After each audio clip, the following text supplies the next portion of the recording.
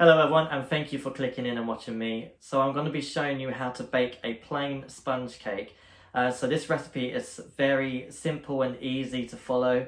It can be hard baking cakes, making sure they come out right, but if you follow this recipe, I'm pretty sure you'll be satisfied with the results. So the first thing you're going to do is preheat the oven to gas mark 4. So then the next thing you're going to need to do is grease your pan. So I'm going to show you here. So just take some butter and go around and grease the pan. Obviously, make sure you wash your hands before you do this part. If you grease the pan with your fingers, the best thing is kitchen roll to get it off. When you use water or soap, it just makes your hands all greasy and clammy, so the best thing is kitchen roll. So we now start adding the ingredients together. So we're going to start with the butter.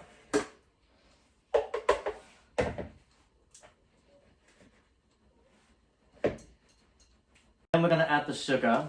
I normally use sugar, but today I'm going to use caster sugar just to see how well it comes out. I've never used caster sugar in a plain sponge before. Sugar or caster sugar, whichever one, perfect.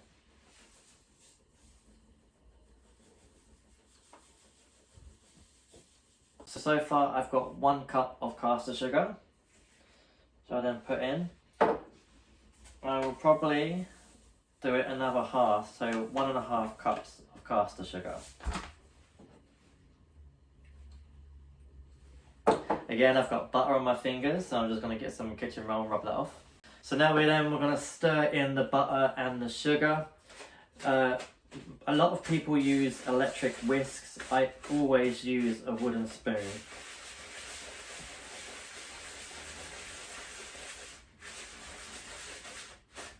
And I've never used electric whisk. Are probably quite dangerous. I mean, last time I used an electrical tool, I got all this dried stuff on me.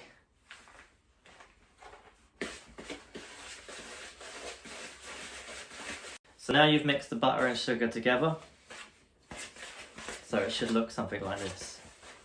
So the next thing you do, just take 2 eggs, crack them open, put them in here. Well, I normally do that. Put it in a cup. And then I just whisk it together with a fork. It feels a little bit easier that way. So I've got my fork, I'm going to whisk my eggs around. Checking there's no shells in there, which is good, there's none. You don't have to do this, you can pour the eggs straight into the butter and sugar mixture. That's absolutely fine, I just always do it this way.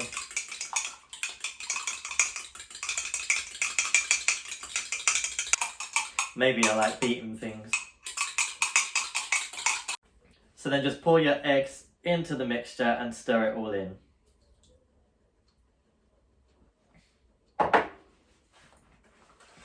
And do it gently just in case the egg splashes up in you. It wouldn't be good to have egg eye.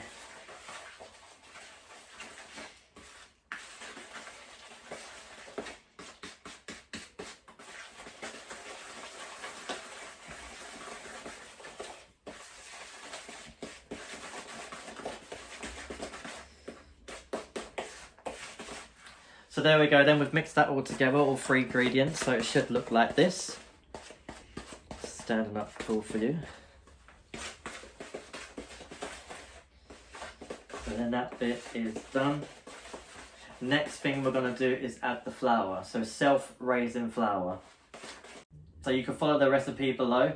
I'm not sure how many tablespoons I'm going to be putting in. It just depends on how the mixture goes.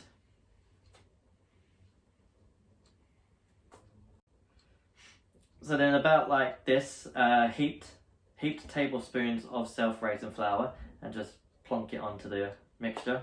So that was 2, 3.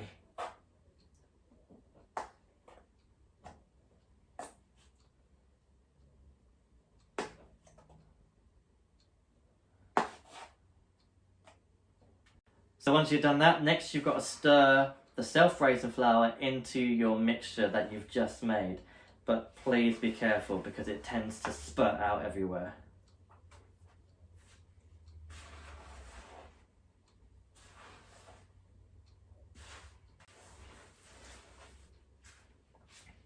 So when you can see it's all mixing in, that's when you can just stir a little bit faster, and it shouldn't make a mess, so I say. So it's looking okay so far. Don't worry if the mixture comes out quite hard and solid like you've just made a dough ball. My advice to you, just to put in a splash of milk. It should soften it right up and look like cake batter. So there we go, we've mixed it all up and now it's looking like that. Lovely. So now it's time to put the cake mix into your greased pan. Let's quickly do that.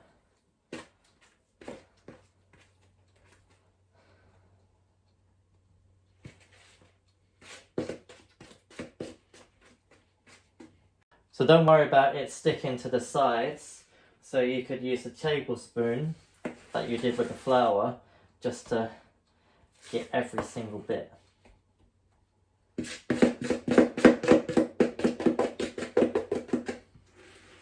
that there's no leftovers.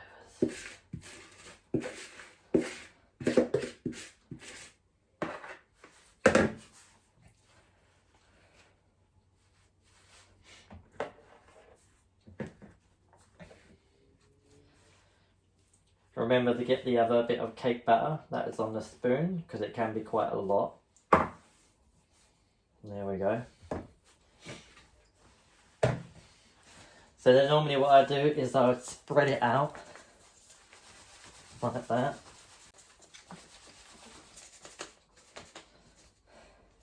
So then it looks like that. And now that is ready to go in the oven. So put your cake mixture into the oven on the middle shelf. Gas mark 4, normally around about 30 to 35 minutes. At the 30-minute mark, I'm going to check the oven to see how well it's doing.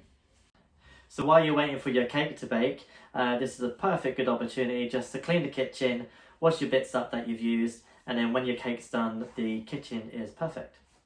So here's my cake. I have now took it out the oven. I took it out earlier, so it's not hot, it's actually cooled down.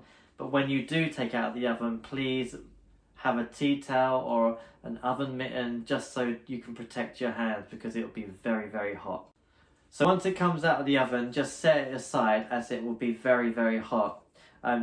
Leave it to cool down, do not touch it, because if you attempt to take it out of the cake tin, because it's so hot, the cake would probably break in half, so you do need to just leave it to cool down for about 2 hours maybe, and then take it out of the cake tin.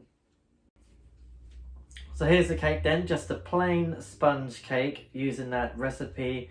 Nice and simple and easy recipe. That's going to be below, so you can follow that. You can use any size cake tin, so I use quite a bigger one, which would then rise to like this size. But there is smaller cake tins that you can use to put in with that recipe.